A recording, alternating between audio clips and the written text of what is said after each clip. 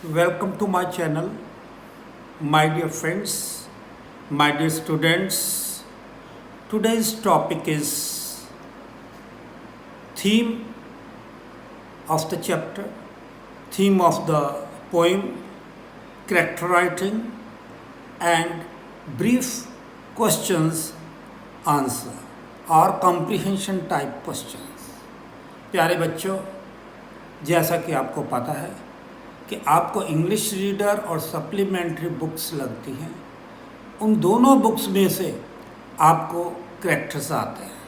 तकरीबन 2 करैक्टर्स आपको लिखने के लिए एग्ज़ाम में आ जाते हैं। अगर हर एक के मार्क्स 5-5 भी हों तो 10 मार्क्स के क्वेश्चन आपको आ गए। इसी तरीके से थीम या तो किसी चैप्टर का या किसी पोइम का आपको आ जाता है। बच्चों, ये कहा जाता है well begin is half the battle done. पहली दिख जो आपकी होती है, पहला इम्प्रेशन आपका जो होता है, वो बहुत दूर तक जाता है। इसी ढंग से जब आप क्वेश्चन पेपर हल करते हो तो किस ढंग से आप क्वेश्चन की शुरुआत करते हो, उससे आपके मार्क्स पर बहुत असर पड़ता है। तो बच्चों, मैं आज आपको वो ढंग बता रहा हूँ कि कैसे आपको करैक्टर जो है की शुरुआत करनी है, कैसे एंड करना है, थीम को कैसे शुरुआत करनी है, कैसे उसका एंड करना है। एक बार उन्हें याद कर लो और हर जगह और हर करैक्टर और हर थीम में आप वही लाइनें तकरीबन लिख सकते हो। ज़्यादा रद्दोबदल की ज़रूरत नहीं है। ये बहुत इम्प्रेसिव जो है पैराग्राफ्स में आपको दे रहा हूँ। Here is first character, how to begin and how to end it. प्यारे बच्चों, character writing in literature there are many characters with different colors and shades. पहली पंक्ति में कहा गया है कि साहित्य में बहुत से पात्र हैं जो तरह तरह के रंग ढंग लिए हुए हैं। देखो बच्चों, आपको पता है कि साहित्य में कितने पात्र होते हैं। कोई अच्छा है, कोई बुरा है, कोई आपको बहुत बढ़िया लगता है। Some attract us due to their qualities. कुछ हमें अपने गुणों के कारण आकर्षित करते हैं।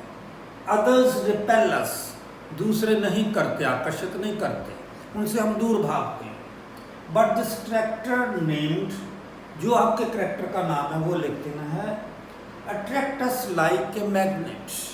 परंतु ये पात्र जिसका नाम ये है वो हमें चुंबक की तरह अपनी ओर खींचता है, उसका आकर्षण चुंबकीय है। He has got such qualities in him. उसमें ऐसे गुण हैं।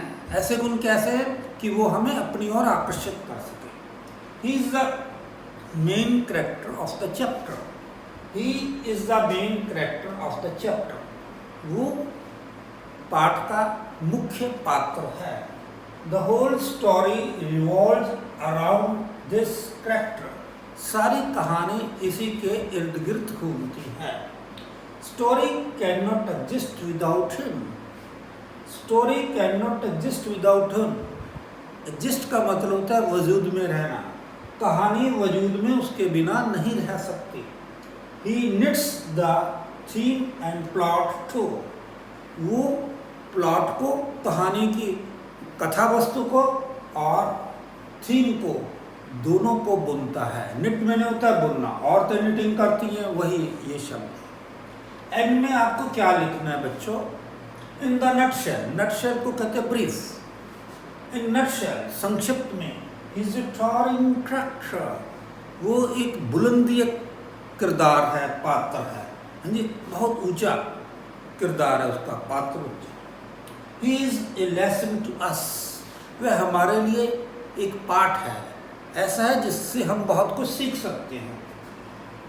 बच्चों, आप पसंद करते हो ऐसे कैरेक्टर्स को, तो बहुत छोटे छोटे सेंटेंसेस मैंने लिखे हैं। I like him, I love him, I praise him. मैं उन्हें पसंद करता हूँ, मैं उन्हें प्रेम करता हूँ और प्रशंसा करता हूँ। We cannot forget such character like him. मैं ऐसे करैक्टर को कभी नहीं भूल सकता, या हम ऐसे पात्र को कैसे भूल सकते हैं, नहीं भूल सकते। प्यारे बच्चों, एक बात का आपने ध्यान रखना है। अगर आपका पात्र अगर आपका करैक्टर औरत है, फेमिनिन है, जहाँ जहाँ पर मैंने ही शब्द का इस्तेमाल किया है आप शी का इस्तेमाल करोगे, और जहाँ पर मैंने हिज या हिम का प्रयोग किया है आप हर का प्रयोग कर दोगे। बस इतनी ही रद्दोबदल आपको करनी पड़ेगी, वो भी उस समय जब करैक्टर जो है वो फेमिनिन है, औरत है या लड़की है।